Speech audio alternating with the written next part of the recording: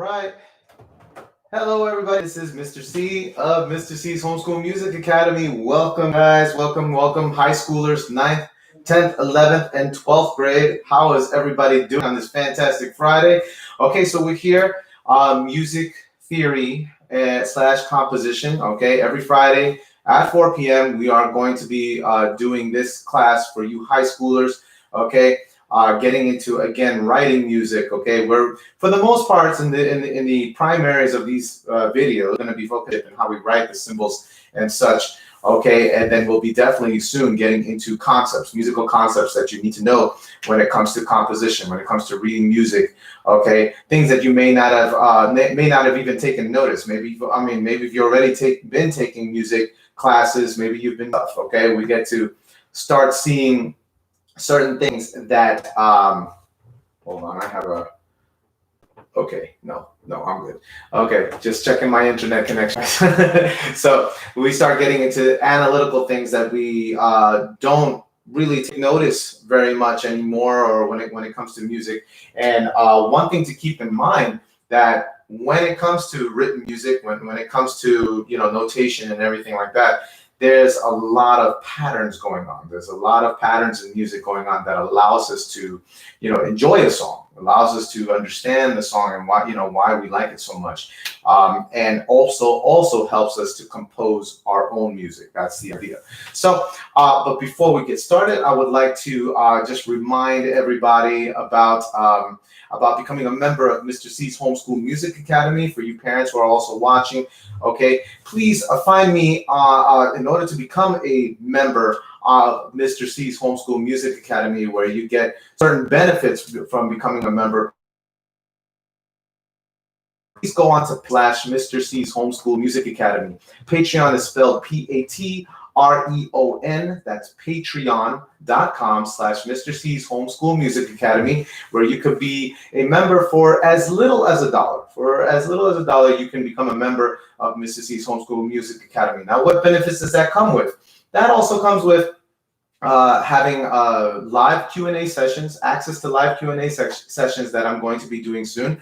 Also, having access for you parents who want to really bring more music into your homeschool curriculum, but don't have the time or ability or even funds to do it for whatever reason. I've made up a video course that you can check out on Mr. C's Homeschool Music Academy. So, becoming a member for the academy, you'll be able to have access to those video courses. And also, later on they'll be coming up in sometime in December, which I'll give more information about. But you'll be able to be part of the virtual open mic. Okay, so in December, around the holidays, we love our holiday songs. We love being able to perform in front of people, and and this is a very great way to do it virtually.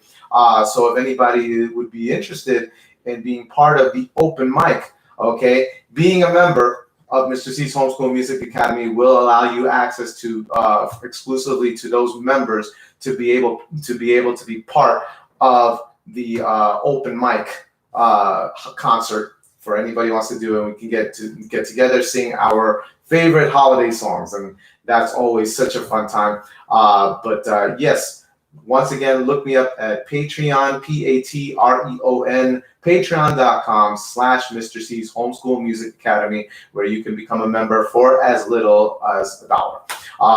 But thank you very much. Also, like and share, subscribe to this channel. Okay, I know a lot of you have been doing that for me, and I appreciate your support very much. And I want to keep these free lessons going. So please subscribe, and like and share to your neighbors, your friends. Tell them about me.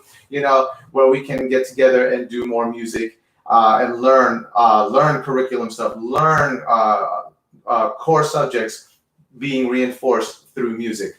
But in any event, it is time, guys. It's time for my jingle. I love to play my jingle when it comes to Mr. C's Homeschool Music Academy. Here it goes. Time for school, time for music, time to learn together. We can do it. Learning is fun with Mr. C. So there you go. That was my little ukulele. Which, by the way, reminds me, sometime later on, I'm going to give you guys some time to do this, okay? It's not going to happen all too soon or anything like that. But I would definitely like to get into, as we're doing music theory and composition, definitely get into learning a little bit about strings, okay? Getting into the ukulele, the guitar, just kind of a little tutorial, if you will, about that. Some of you guys may already know how to do that.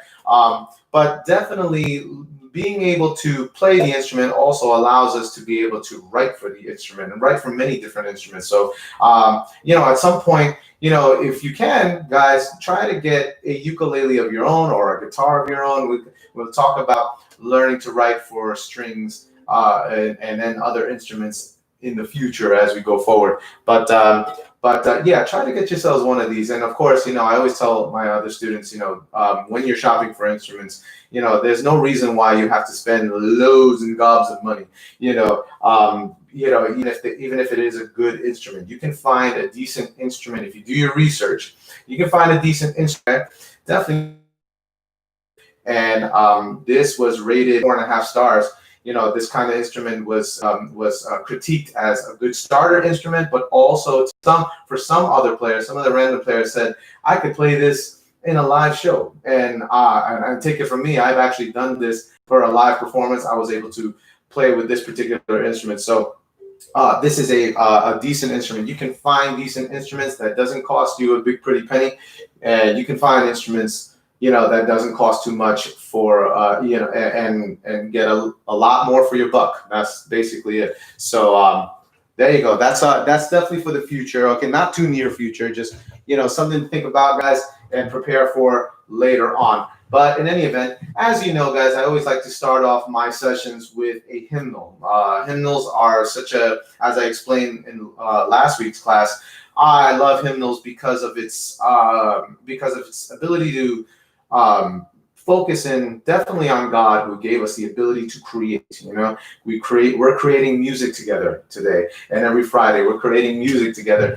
And God is the one that has allowed us to be has given us this ability to do that and create a lot of other things. How music is so involved and reinforces so many different aspects and concepts of learning and such. And so I like to praise God in that fashion to get me in the right frame of mind to do anything. So today I decided to introduce a song. You may know it, you may or may not know it. It's called "It Is Well with My Soul," and that song is by it was actually originally a poem, okay, that was written by Horatio Spafford. Okay, you can always look it up. Horatio Spafford was the lyricist when it comes to that song.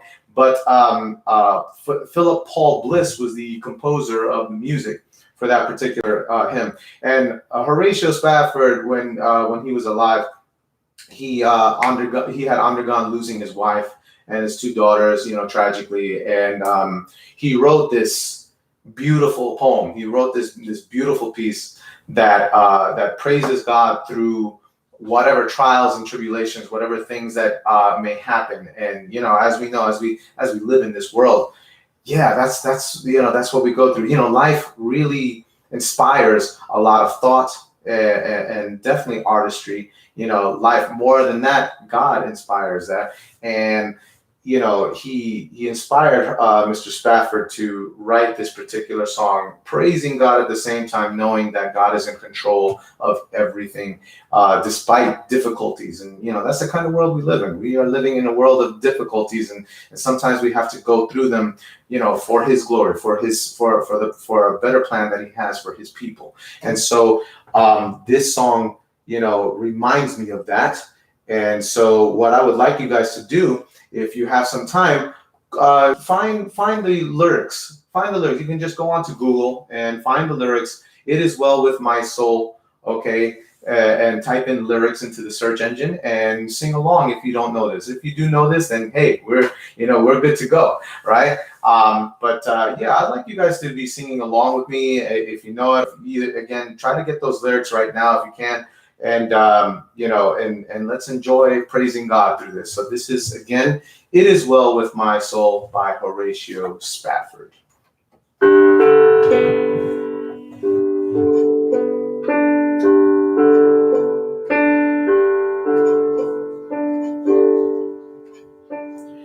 When peace like a river attendeth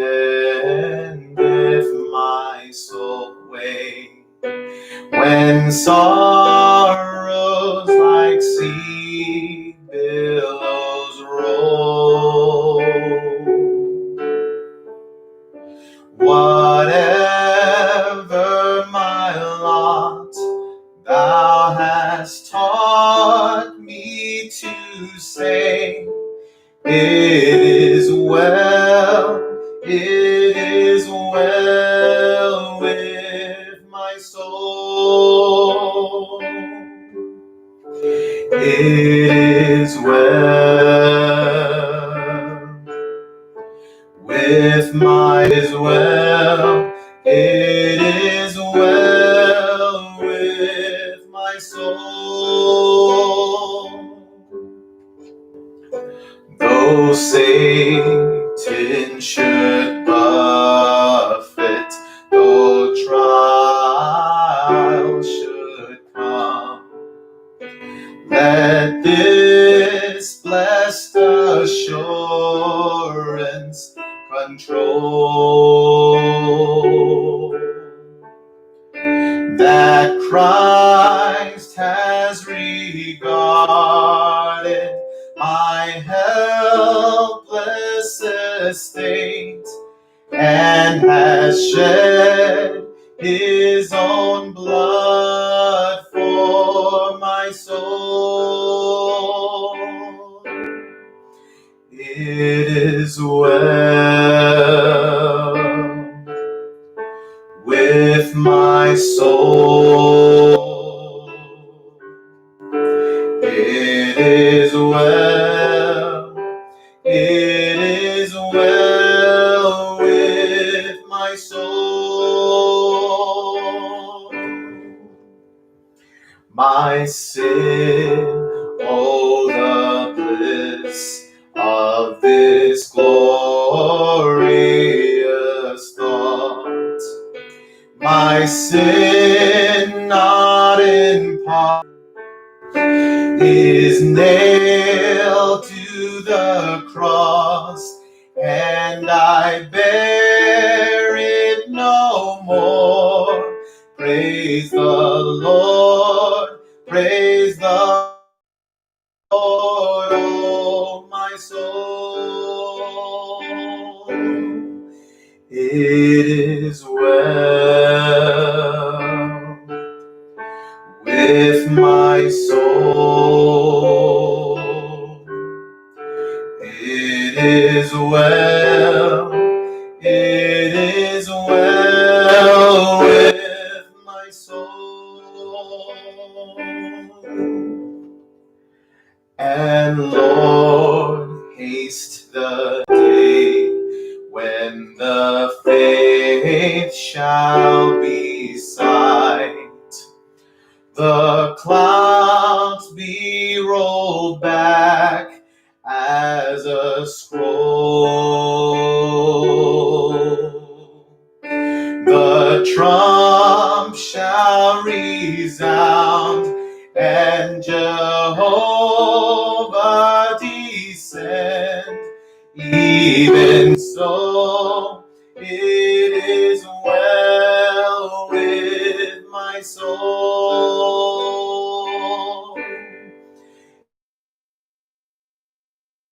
It is well with my soul. It is well, it is well with my soul.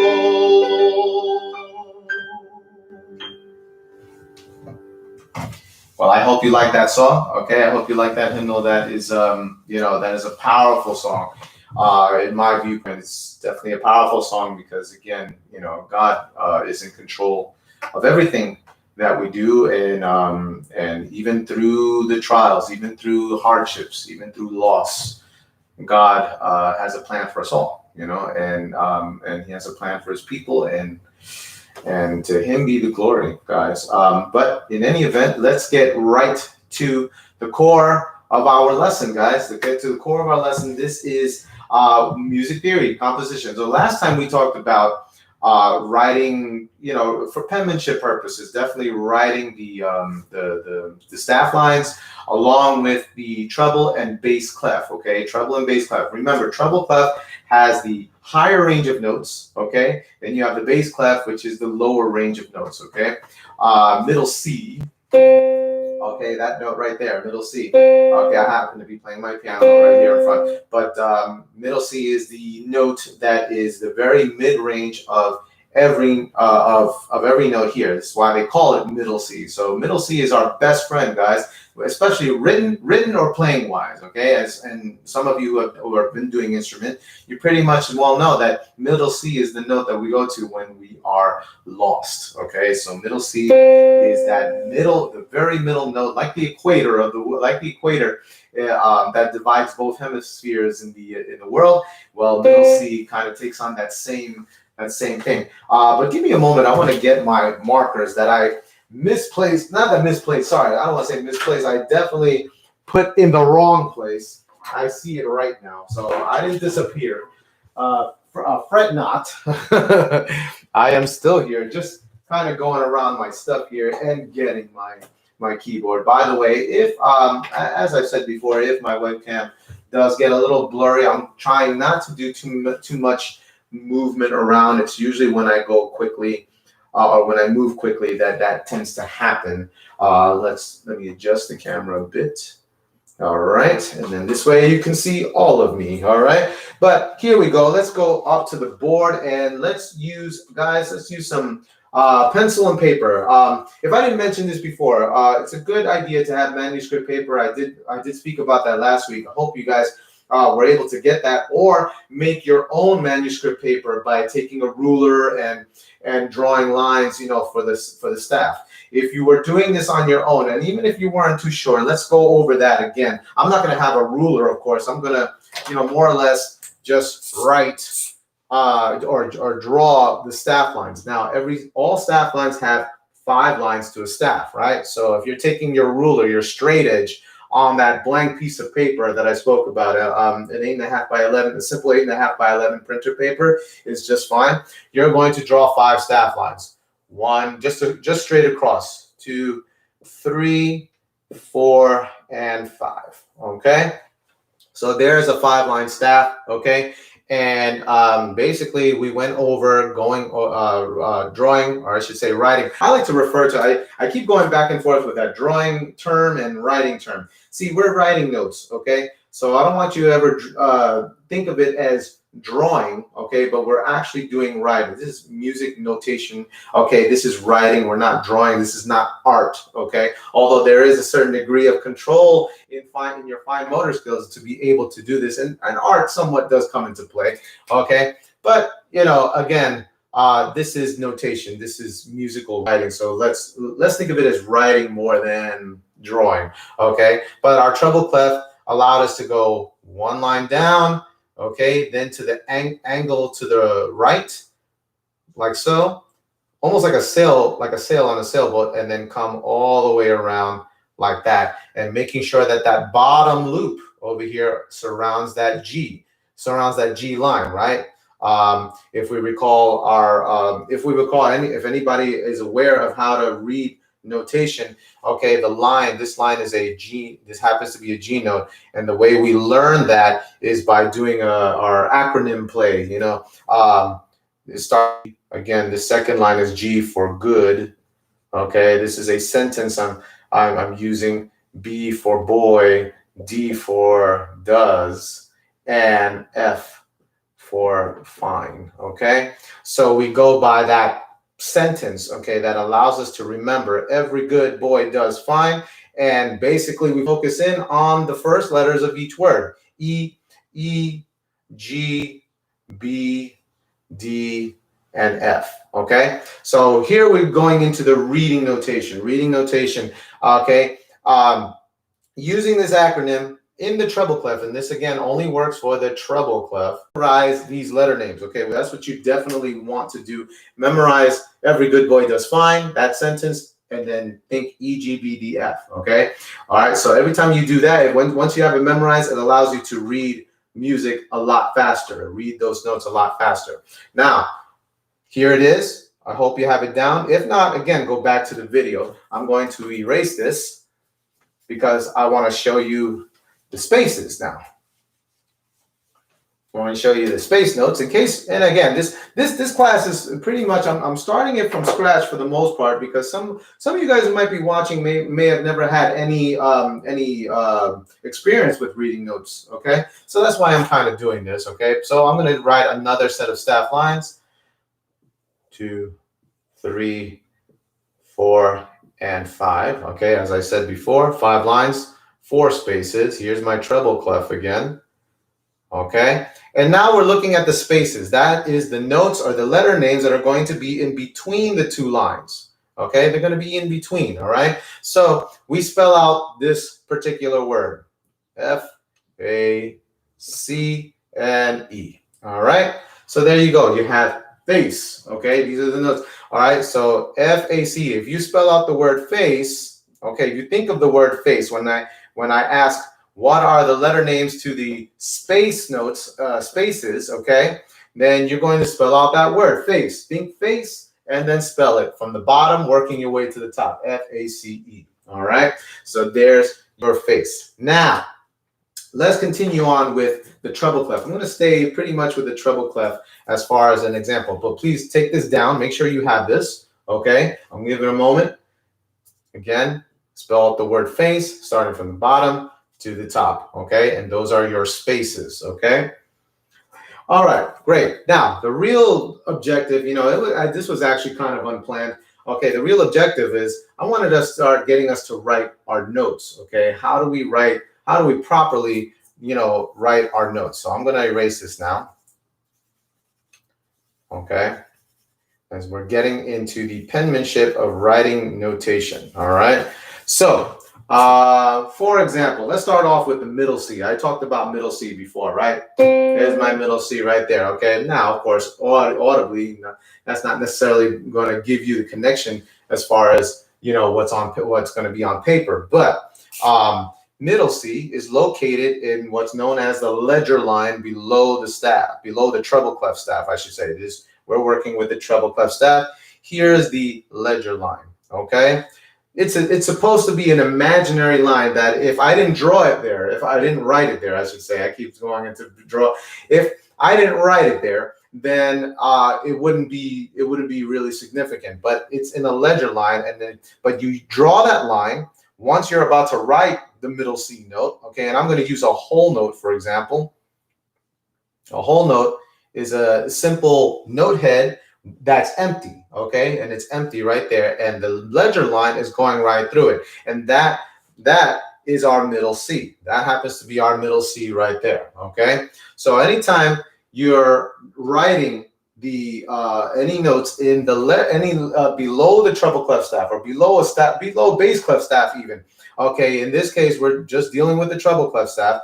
Anytime you're writing any notes there, for middle C, you want to make sure that you draw write that particular ledger line, and then have that circle, okay, that whole note go right through it, okay? Now, if I was doing a middle C again, with that same exact note, that middle C, right? If I was going to write that, then as a quarter note, for example, a quarter note would look like this. So here's my ledger line again, okay? But then there are actually 2 ways that we can do this. We can actually draw a circle like we did the whole note, and then shade in the note head, and then attach what is known as a stem. Boom.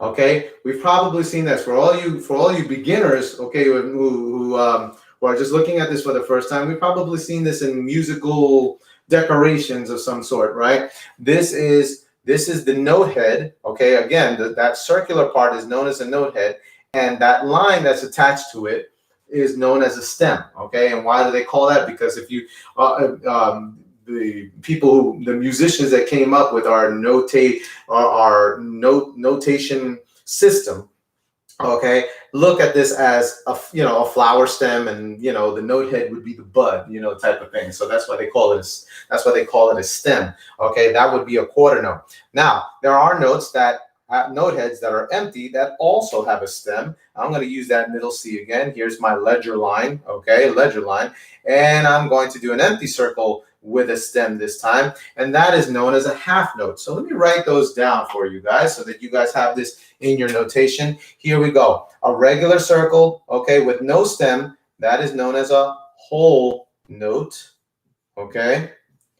The note head that's shaded in with the stem, is known as a quarter note, okay? And this note right here, that is known as a half note, okay? All right. Okay, so that is known as our half note. Okay, so that's essentially how we write these in if we were writing a middle C note. Okay, which again, it is a ledger line below the treble clef staff. All right, so that's how that goes. So take a moment to make sure you have that. Okay, and I'm going to erase it now because I want to show you another kind of note. Okay, so I'm going to keep that middle C, knowing that that's our middle C there. And okay, I'm not going to worry about those stems, but let's say we are going to write eighth notes now, eighth notes. So an eighth note, we draw or write our ledger line, okay? Do a circle, shade it in, okay? Shade it in, draw a stem, but one addition, there's our flag. Now that's not, you know what? When I write my flags, my little flags that goes on top of the stem, okay, which that is the eighth note. Let me write that in, okay.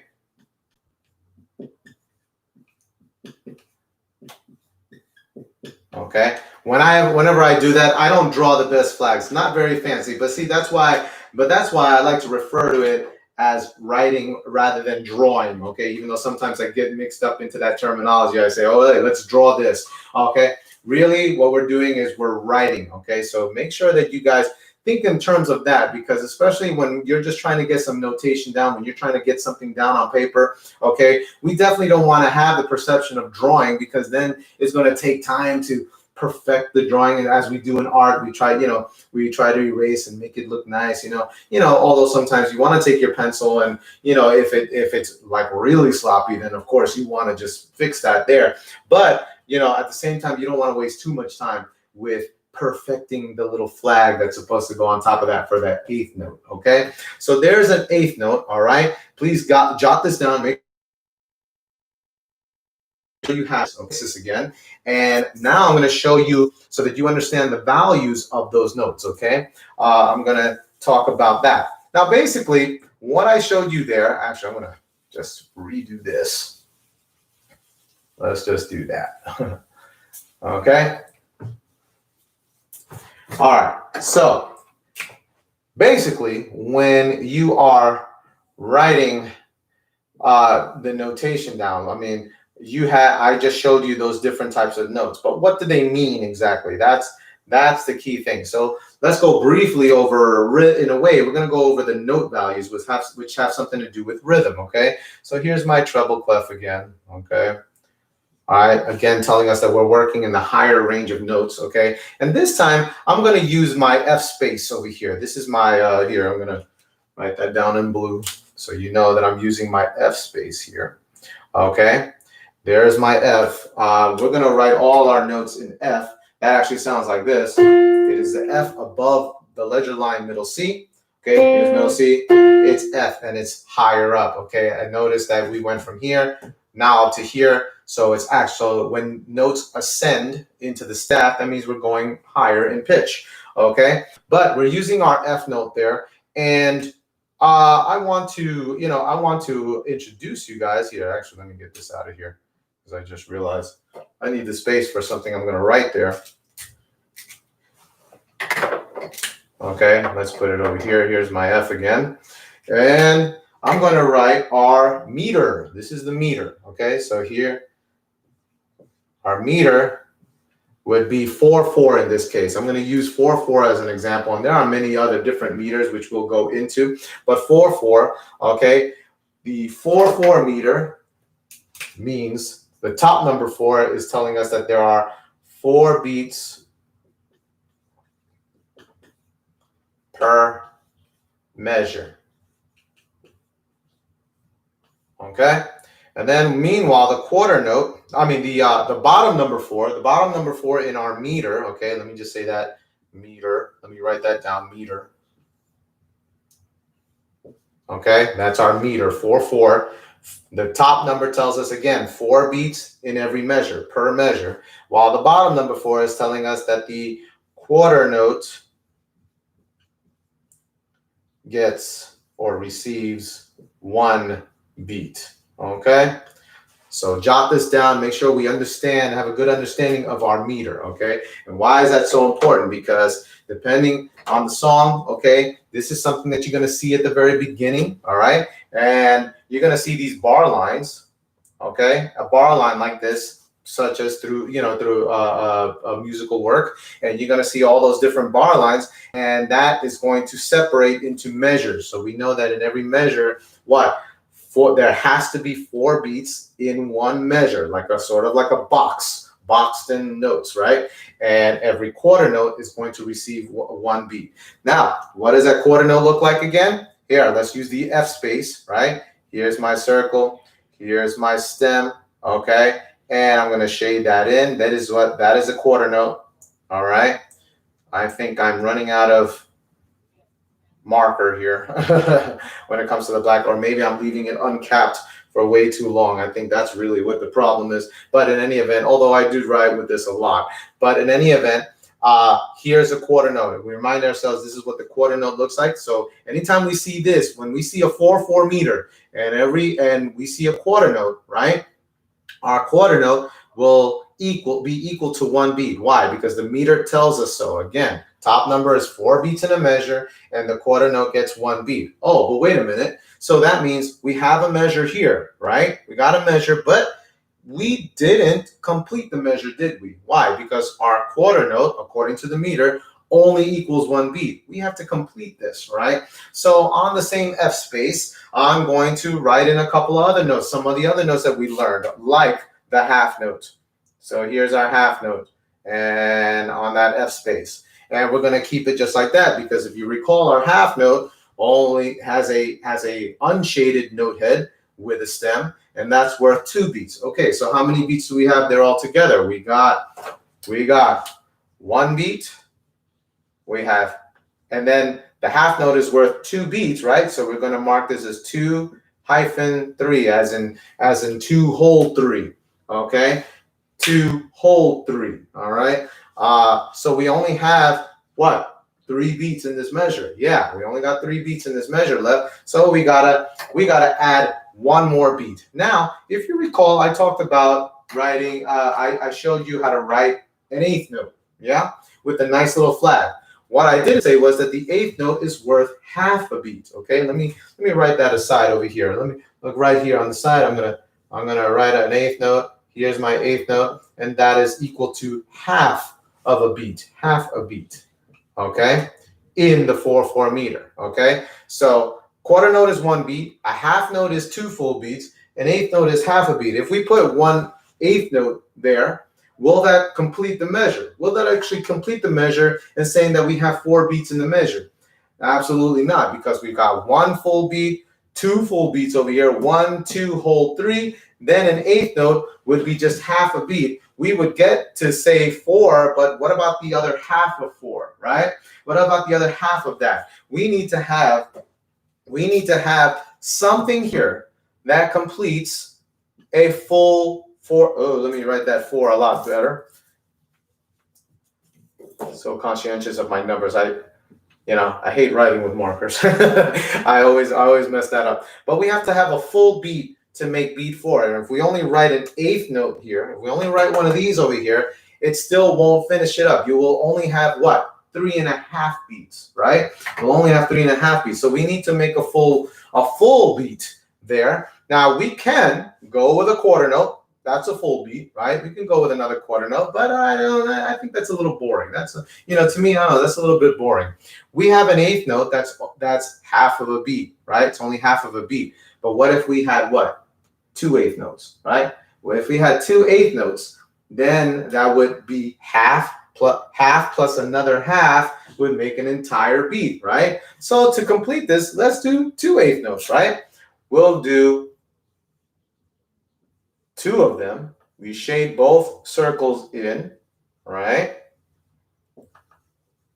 Okay, now we could either have, we'll do the stem, right? Like we've been doing, sorry, right here.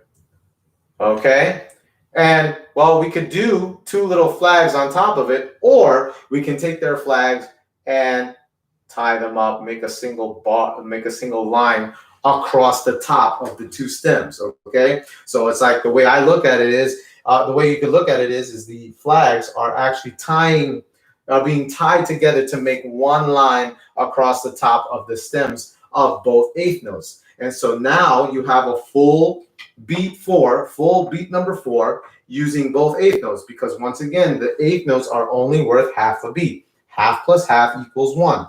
Okay, so what I like to do also rhythmic wise, I'd like to add a little A, which stands for and, okay, for and, okay. So now you have the full 4th beat there, and you have all 4 beats within this particular measure.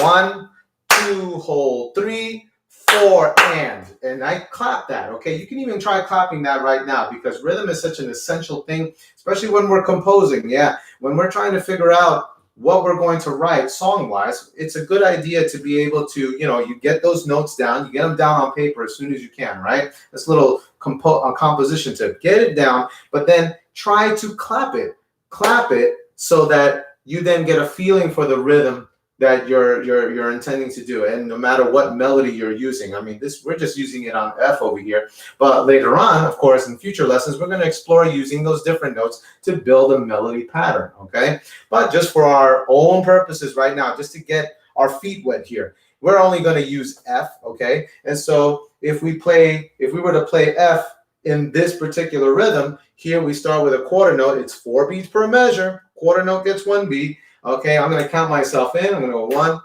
2, ready, here I play, and 1, 2, hold 3, 4, and. Okay, so did you see that? So let's hear that again. Let's actually hear that again. Again, it's going to go 1, 2, hold 3, 4, and. Okay, and so now we also get a good idea. We start off clapping so we can feel the rhythm. Then we use that rhythm to play on a particular, whatever note that we wrote it on. We play it on the piano if you're reversing the piano. And we'll go over some piano techniques along with our classes later on, guys, so that this way you get to kind of put it together. Okay, see, most songwriting happens on the piano anyway, so it's very good for us to know the piano. I would even suggest taking piano lessons if you're able to do that, guys. But I will show you during our classes in the future, I will show you some techniques on the piano, some piano skills, just to kind of get you going when it comes to songwriting. All right, but there you have it.